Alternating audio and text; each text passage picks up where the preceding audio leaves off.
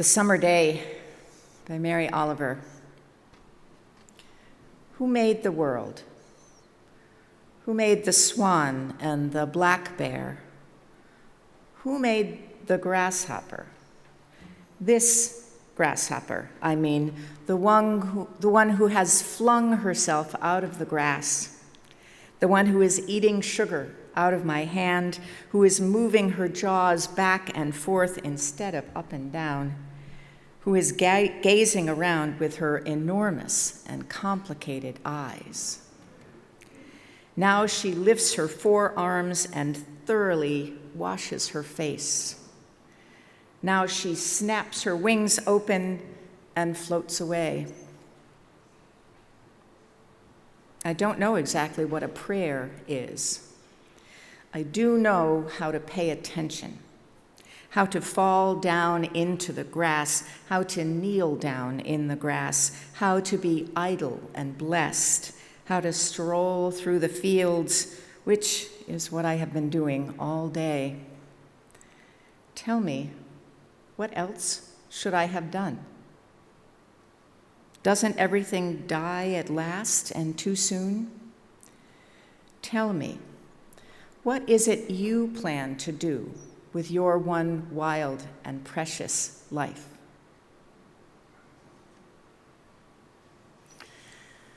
Let us light our chalice to begin our worship together. Our chalice, the symbol of Unitarian Universalism around the country and around the world. Would you say the words with me?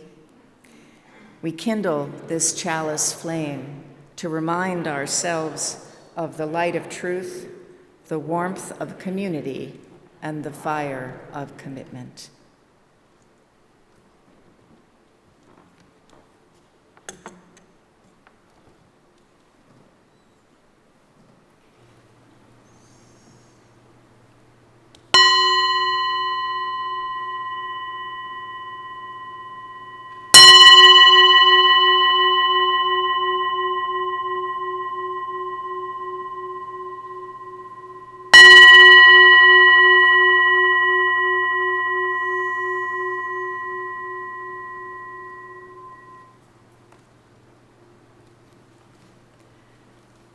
Would you join me and one another in singing a first hymn? It's number 1008 in your teal hymnals, or you can just look at the words on the wall. Please rise in spirit, and for those who are able, in body.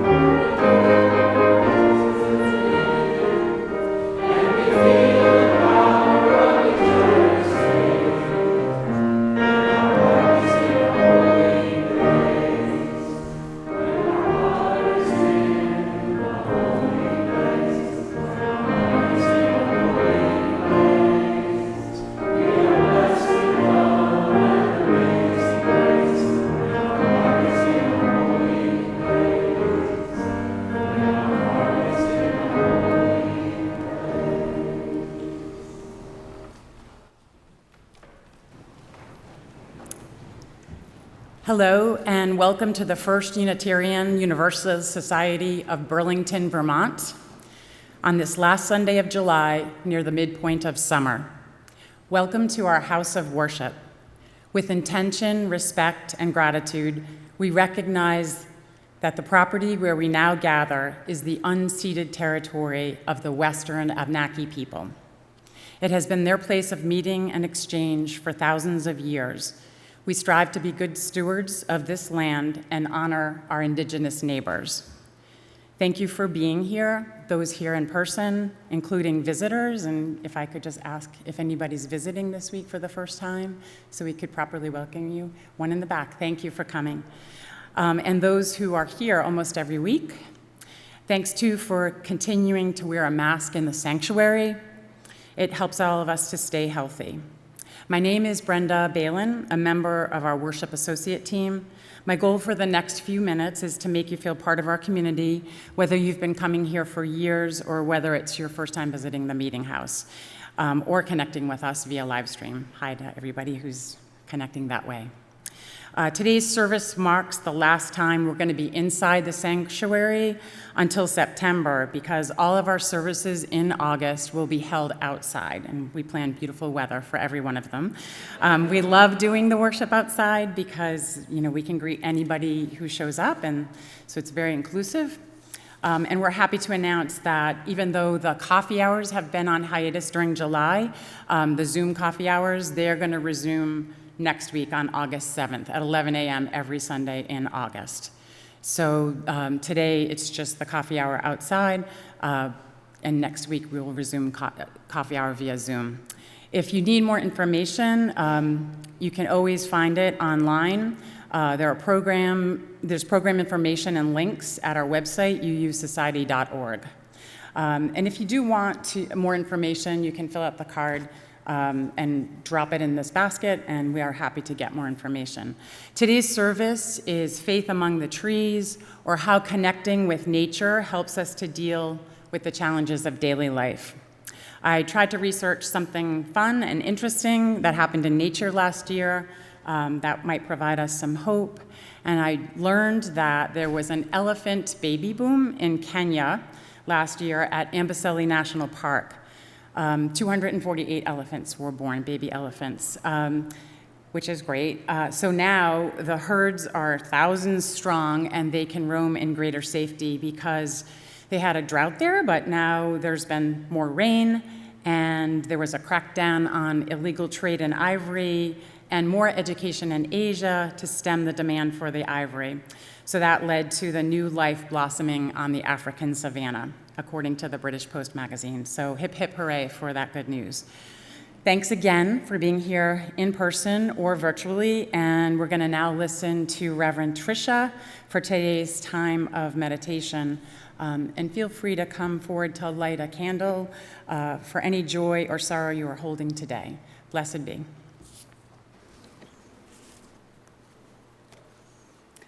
Thank you, Brenda. So as Brenda just said, I'm Tricia Hart, and I'm the lucky person who's the developmental senior minister of this congregation. And there are a bunch of you here today that I haven't met yet. So I'm delighted to see new faces. Well, I mean, part of your faces. And I look forward to actually getting to know some of you at coffee hour after the service, which today is going to be right out front. We take some time near the beginning of our service for meditation, for reflection. Some of us understand that this is a time for prayer, others a time for reflection, and others, maybe it's a time for you to sort of settle into your seat, to notice where you are, to take a breath.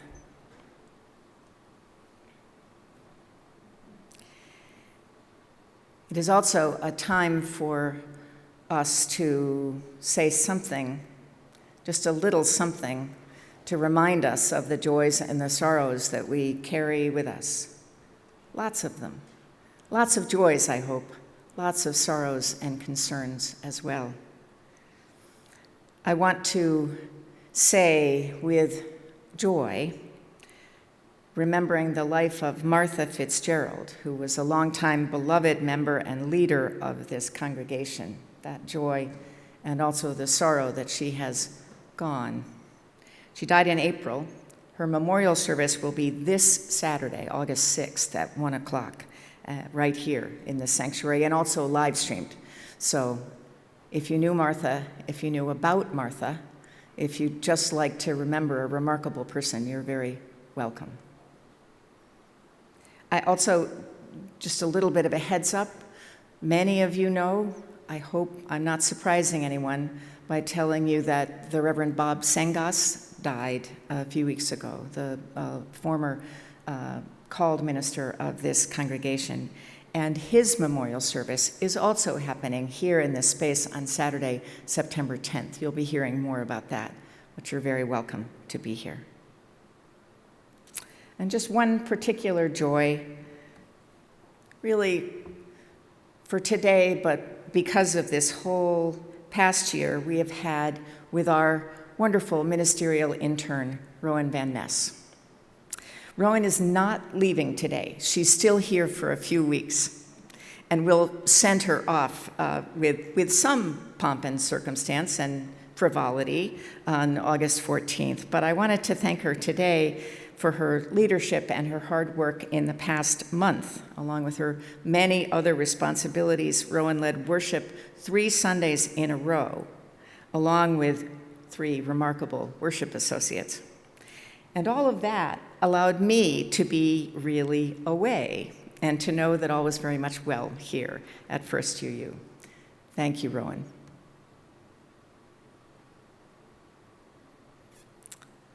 A short poem for today by William Stafford. He called this one, Yes. It could happen anytime, tornado, earthquake, Armageddon. It could happen, or sunshine, love, salvation. It could, you know. That's why we wake and look out. No guarantees in this life, but some bonuses, like morning, like right now, like noon, like evening.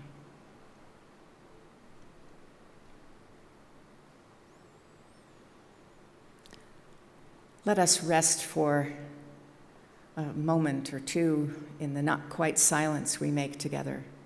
And during that time and the musical meditation afterwards, as Brenda said, you're welcome to come and light a candle if there's a particular joy or sorrow that you want to mark today.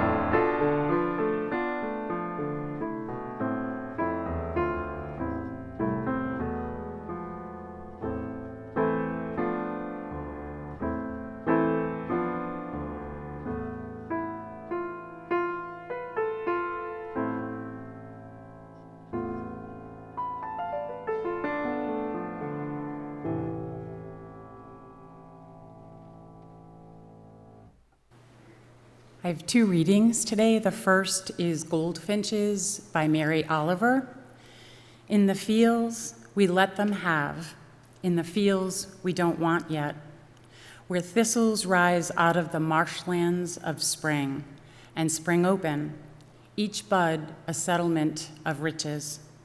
A coin of reddish fire, the finches wait for midsummer, for the long days, for the brass heat, for the seeds to begin to form in the hardening thistles, dazzling as the teeth of mice, but black, filling the face of every flower. Then they drop from the sky, a buttery gold. They swing on the thistles they gather. They gather the silvery down, they carry it in their finchy beaks to the edges of the fields, to the trees, as though their minds were on fire, with the flower of one perfect idea. And there they build their nests and lay their pale blue eggs every year. And every year the hatchlings wake in the swaying branches, in the silver baskets, and love the world. Is it necessary to say above the final fields, have you ever been so happy in your life?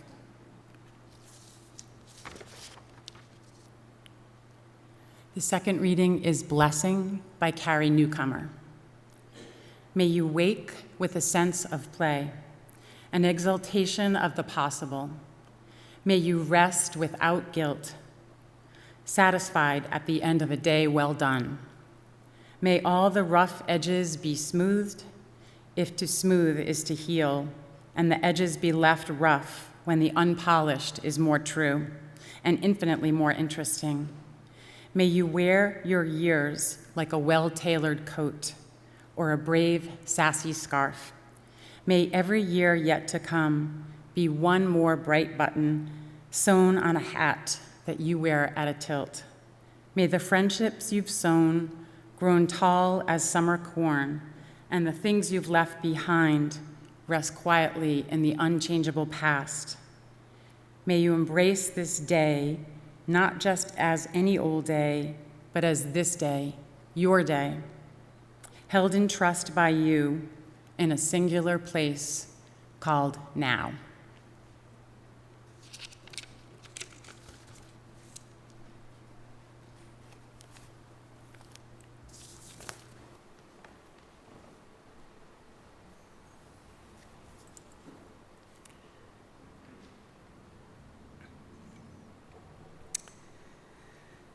It is an ancient tradition.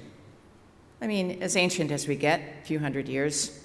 Those of us in New England who are from the European settlers, it is an ancient tradition that in the middle of a worship service, in our tradition, we pause a bit and we take up a collection. In the beginning of our religious tradition, that was it. That was where the money came from to keep the congregation going all year.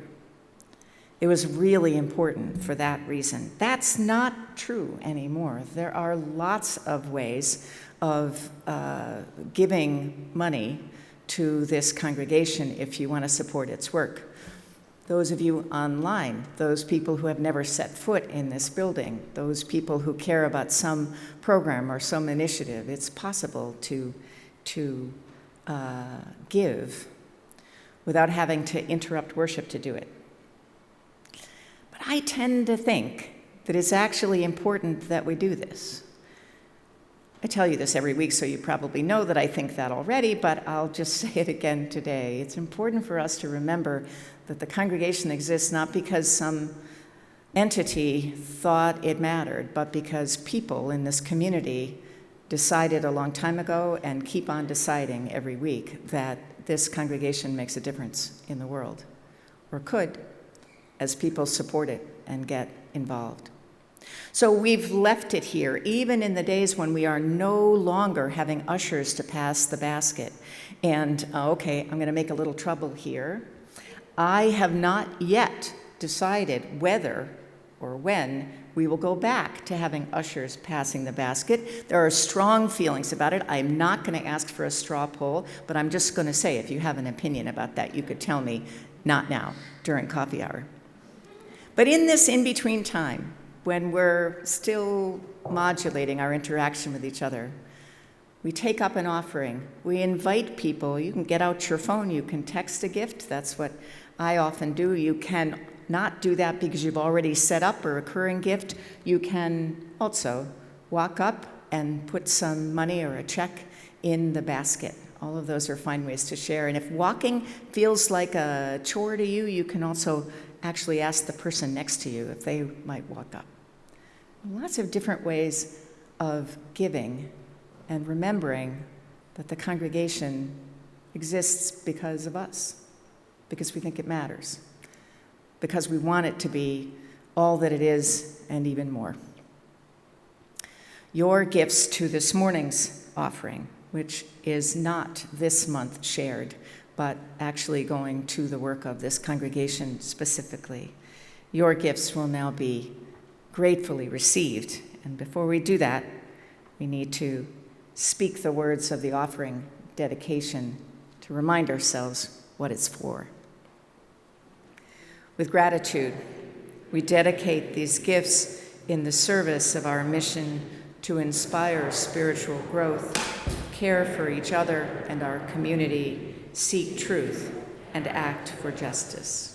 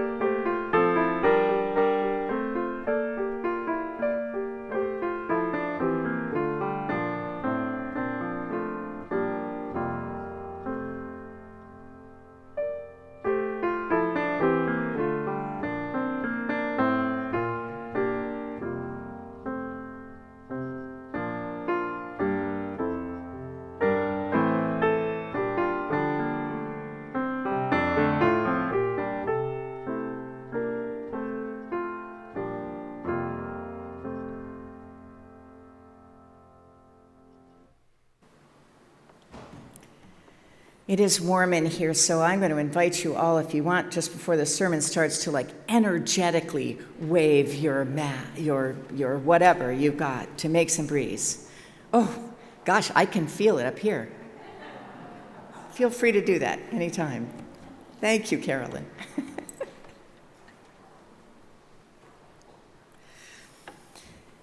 So I have a question. Is there a particular spot that is important and special to you? I'm not talking about a city or a mountain, at least not a whole one, or not a house or really any building. I mean some outside place that is special. Perhaps it's a grand vista that you always look forward to getting to on a favorite hike. Or maybe it's some small spot where you like to sit on a rock or in a particular chair that fits your body well, or lie down on the ground. Take a minute, close your eyes if it helps, and just think, see if any place comes to mind. You might be recalling a memory of some perfect hiding place you had when you were small. Or right next to the garden that you created this year or 10 years ago, a garden you tend and think and worry about and love all the time. Maybe it's a view from a certain window at a certain time of day from your apartment. Whatever. It's a place that you know well and never tire of, even if you see it every day, or if you haven't been there in a long, long time. You know the trees there. You maybe knew them when they were small and now they're big. You know the bushes. You know what birds and squirrels and chipmunks and rabbits, frogs or toads or insects live there. Perhaps you even think that you recognize some of them. Perhaps you have actually given them names, as we have, Peter and I. We've named most of the chipmunk family who loves our garden too. You know what you've learned.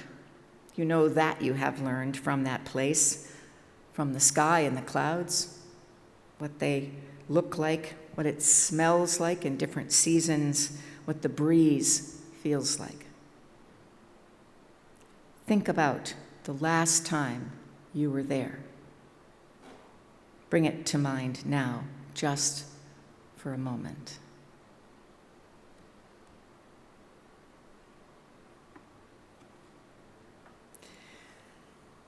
I went to Star Island this month.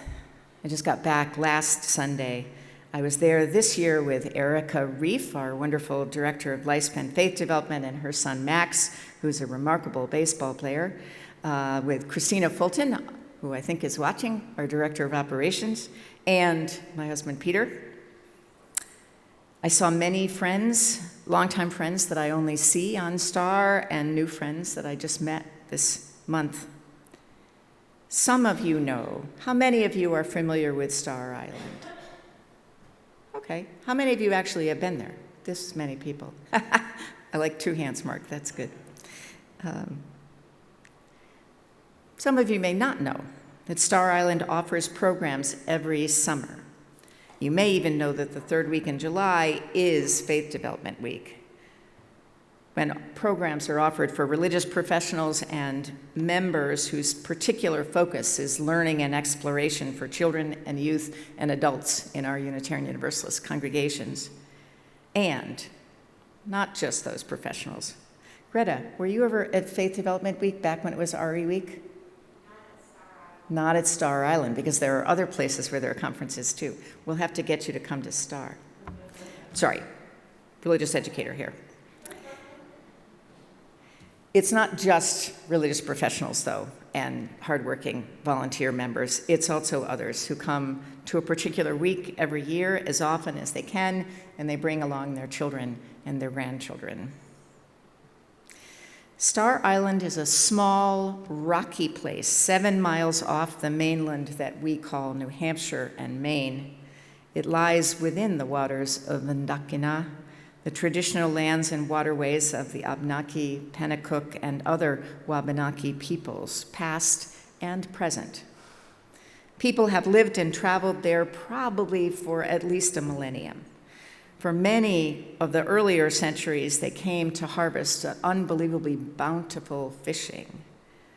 And starting in the 1800s, city people from Boston and New York and maybe farther away came there to escape the heat and the crowds where they lived. And for the last 100 years, Unitarian Universalists and members of the United Church of Christ and others have come for camps and conferences.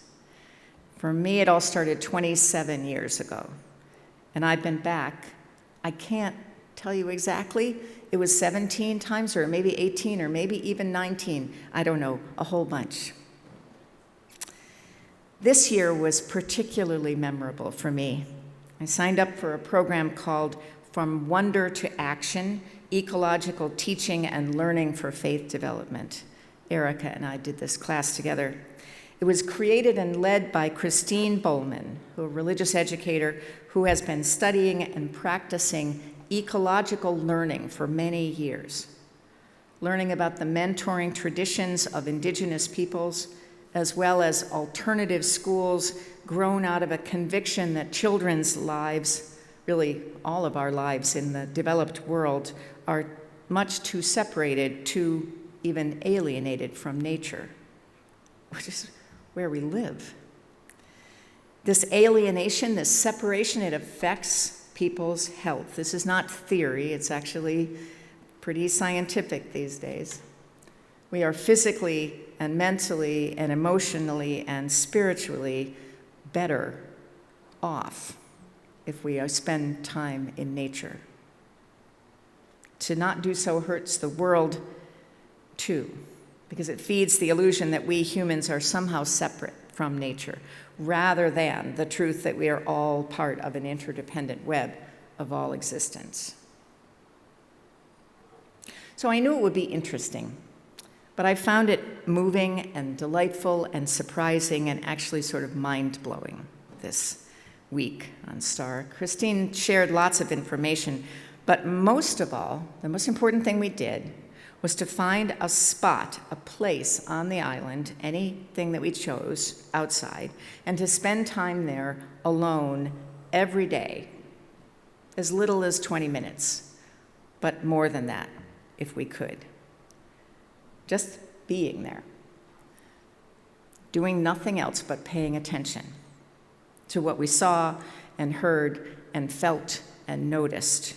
This special spot was called our sit spot, a phrase I hadn't heard before. Have some of you heard of this? Cool. We could all have sit spots.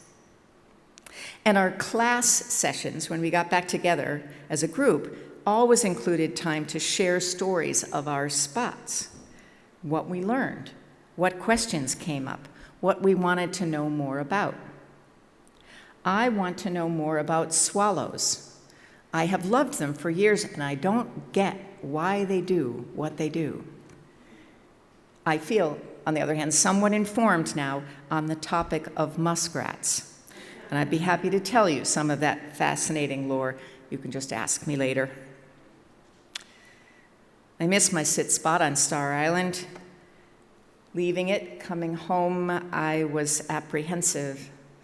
I had just spent a week without ever watching any television of any kind, mostly not spending time online. Unfortunately, the connections are actually pretty good on Star, so I had my phone so I would occasionally, but mostly not connected. It was a week for me of waking up with the sun, and the sunrise that far east and this far north starts well before 5 a.m. And also a week of taking naps in an afternoon breeze. We ate meals outside, all of them, outside at picnic tables on the porch. And I didn't want, really, to come back to the world. I wanted to see all of you and to be here, but I wasn't sure that I wanted to be back in the world with all of our troubles, with all the fear, the sense that we are heading in dangerous directions, that we're hurting the climate, hurting the earth, hurting people, especially people less privileged than I. So the question, is it possible? And is it even a good thing to hang on to some of that sense of peace, of purpose, of connection to beauty? Or must I let it go until next July, perhaps as I rush into my work in the world? When I got home, I found something of an answer in my email, of all places, from Valerie Kaur. Some of you have heard me speak of her before. Some of you know her work. She's an activist leader. She has a powerful spiritual voice. She is deeply rooted in her Sikh religious tradition. At some point, I signed up for her newsletter, her blog, whatever, and I sometimes look at it, and I often don't, but I did a few days ago, and I'm glad. She sent out a teaching that could not have been better focused for the task of applying that Star Island faith in nature wisdom back here in the world as it is. Her lesson for the week is to teach people, to teach all of us to breathe as a practice of revolutionary love. Okay, we all know we're supposed to breathe more, right? Okay, so take a breath right now. It's important. But as an act of revolutionary love, that part I didn't immediately understand. Here's how she explains it. Opening our senses to the earth, we find breath. Amid daily news of pandemic, climate crisis, assaults on rights and war, and all the invisible battles we fight each day, there is still wonder all around us. Look around you, she says. What is the most beautiful thing you can see? Would you do that right this minute? See if you can find a beautiful thing. Maybe it's a tree out the window, a potted plant, she says, a sleeping child, a crease in your palm that reminds you of your grandmother's hands. Notice what happens when you breathe this in. Breathing is the practice of noticing your breath and letting it deepen, and also the act of slowing down to care for our bodies, minds, and spirits. Taking the time to breathe, literally and metaphorically, she says, is a way to assert that our bodies are worthy and beloved. Loving our bodies is the first and primal act of loving ourselves. And then she goes on and says this amazing thing, amazing to me. I do not believe self-care is an accurate term for what we need. When the world tries to choke our breath, it can feel like another violation to hear just practice self-care. We need community care. We need institutions and networks of relationships that work to meet our needs. Breathing in community is how we last. That almost sounds like the wrong thing to think about, breathing in community. Shouldn't we be protecting ourselves from breathing in anything anyone else is breathing? The idea, though, is a powerful one, I think. Breathing in community is how we last. And her final comment is, you deserve to last.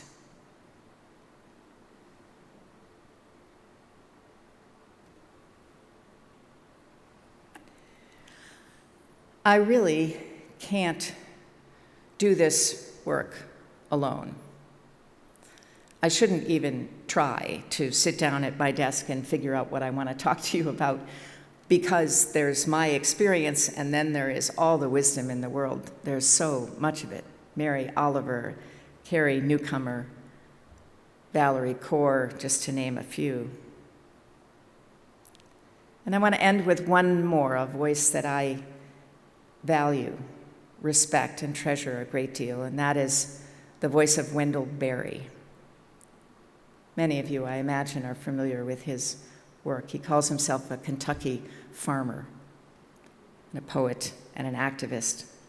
And the thing about Wendell Berry is that when he writes something, it doesn't just go to the you really ought to take care of yourself, and you really ought to love the world, and you really ought to be okay because the world needs you to be okay. He doesn't stop there.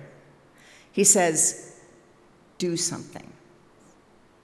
Make it real in the world.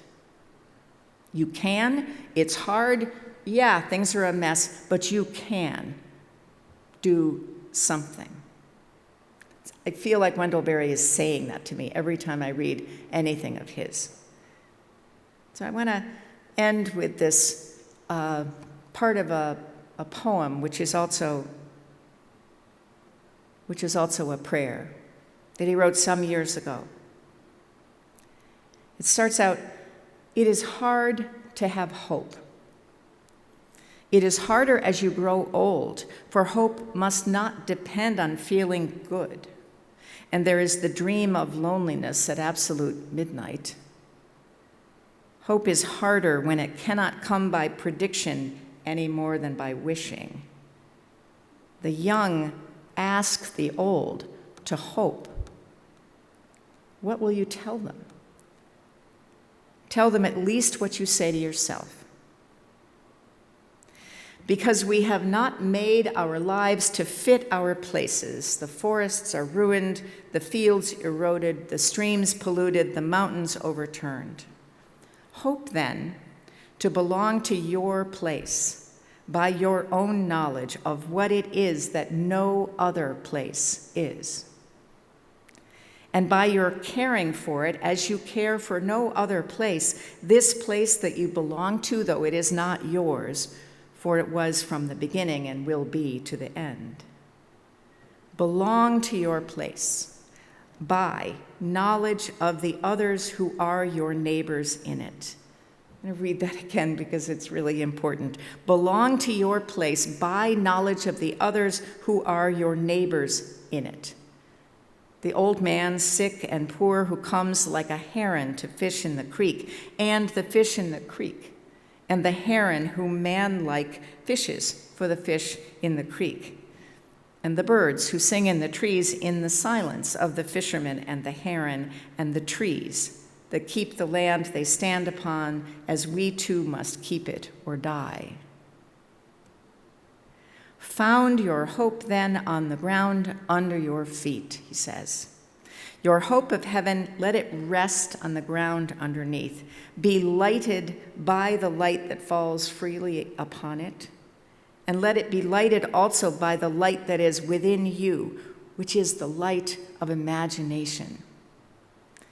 By it you see the likeness of people in other places to yourself in your place. It lights invariably the need for care towards other people, other creatures in other places, as you would ask them for care toward your place and you.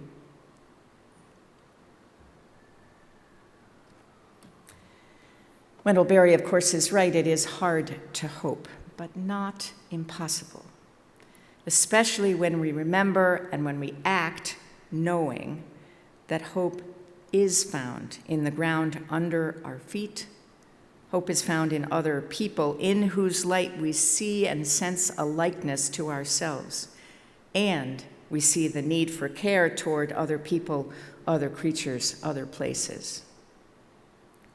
So let us stop dithering, as he tells us. Let us tell others the truth and ourselves. Let us tell others and ourselves the truth we are learning to say. So may it be. So may it blessed be. Let's sing one more time. The closing hymn is also in your teal hymnal, number 1007. There's a river flowing in my soul, and move around and make breeze while you're singing, okay? For all of us. Please rise in spirit and body.